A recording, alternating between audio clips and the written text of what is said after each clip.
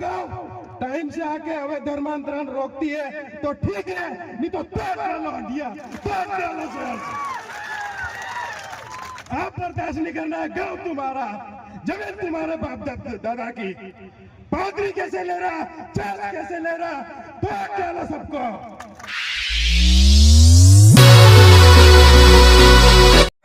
शौर्य यात्रा का संबंध आप सभी को जानकारी होगी। शौर्य यात्रा कब से शुरू की गई, इसके पीछे उद्देश्य क्या था, परिप्रेक्ष्य क्या था। तो आज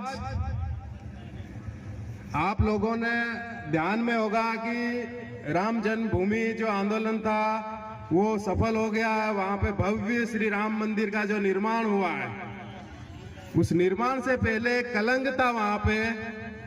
उस कलंक को बजरंग दल ने विश्व हिंदू परिषद के नेतृत्व में अपने सीने पे गोलियां खाकर भी उसको भारत भूमि से मुक्त कर दिया था। उसी उपलक्ष्य में शौर्य यात्रा पूरे देश भर में निकाली जाती है। तो झाबुआ में शौर्य यात्रा का दिन 1 तारीख 1 जनवरी रखने के पीछे एक उद्देश्य और था। वो शौर्य तो पराक्रम तो था ही बजरंग दल का, लेकिन यहाँ पे स्वर्गीय संत श्री खूम सिंह जी महाराज की सेना और यहाँ के जो झाबुआ जिले के जो बजरंगी है, उन्होंने यहाँ एक और शौर्य का काम किया था। 4 साल पहले आपको याद होगा, यहाँ एक पादरी का मेला लगता था। उस मेले को भी झाबुआ जिले की धरती से मिटा दिया गया। इसीलिए 1 तारीख का दिन चुना गया था सभी की सहमति से। तो आज जो मेला यहाँ पे लगाया जा रहा है, ये 4 साल पहले परंपरागत हो गया है, हर वर्ष लगेगा। बजरंग दल की निगरानी में, बजरंग दल के पहरे में आजीवन लगेगा। अभी है ये मिशनरी जो यहाँ पे अवैध धर्मांतरण करवा रही है, उसके खिलाफ धर्मांतरण मुक्त झाबुआ अभियान की पहली विजय थी ये। अभी बहुत बड़ा लक्ष्य बाकी है। उस लक्ष्य को पूरा करने के लिए ये मेला आजीवन इस भारत भूमि के झाबुआ जिले में लगना चाहिए, क्योंकि आज मिशनरी अपने साजिश षड्यंत्र से बच रही है, लेकिन जो बजरंग दल और विश्व हिंदू परिषद के कार्यकर्ता महाराज जी के भक्त के हत्थे चढ़ रहा है, उन सीधे उन लोगों को, पादरियों को 5-5 साल की सजा हो रही है, 1.25 लाख रुपए का जुर्माना हो रहा है। जो बचे हैं वो सारे के सारे जेल जाएंगे, आज या कल या परसों, लेकिन जाएंगे जरूर। और इस भारत भूमि के झाबुआ जिले में जितने भी अवैध चर्च बने हैं, उनको बजरंग दल और ये जो सेना बैठी है महाराज की, एक दिन तोड़ देगी। ये तैयारी हमारी चल रही है। गांव-गांव जो समितियां बन रही है, बजरंग दल, विश्व हिंदू परिषद, धर्म प्रसार की, उसके पीछे बहुत बड़ा विजन है। मैं आपको बता रहा हूं, इन चर्चों को तोड़ने का विजन है। यह किसी नगर की लड़ाई नहीं है, यह न किसी ग्रामीण की लड़ाई है, यह पूरा हिंदू समाज की लड़ाई है। पूरा हिंदू समाज जाके तोड़ेगा एक दिन, और इसके लिए हमको एकता करना है, पूरी ताकत से लड़ना पड़ेगा, क्योंकि देश हमारा, जमीन हमारी, ये झाबुआ भी हमारा। देश का नाम हिंदुस्तान, भारत, ये किसी आदरी पादरी कादरी का नहीं है। यहाँ हिंदू समाज का देश है ये जो उद्देश्य लेके हम जो तैयारियां कर रहे हैं, आगे जो बढ़ रहे हैं, विजन बहुत बड़ा है, असंभव नहीं है। वो जो अयोध्या में जो कलंक था वो मिटाना, विपरीत परिस्थितियां थी, फिर भी बजरंग दल ने करके दिखाया था। यहाँ पे अनुकूल परिस्थितियां हैं, आपके अनुकूल संविधान है, आपके अनुकूल कानून है। जो कानून बना हुआ उसके अनुसार कलेक्टर से अनुमति लेना है कोई भी धार्मिक स्थल, चर्च या मस्जिद बनाने के लिए।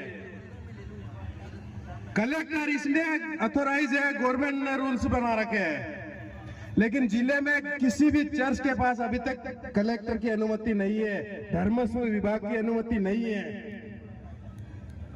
दूसरा, जो चर्च बने वो हमारे आदिवासी भाइयों की जमीन पे बने हैं।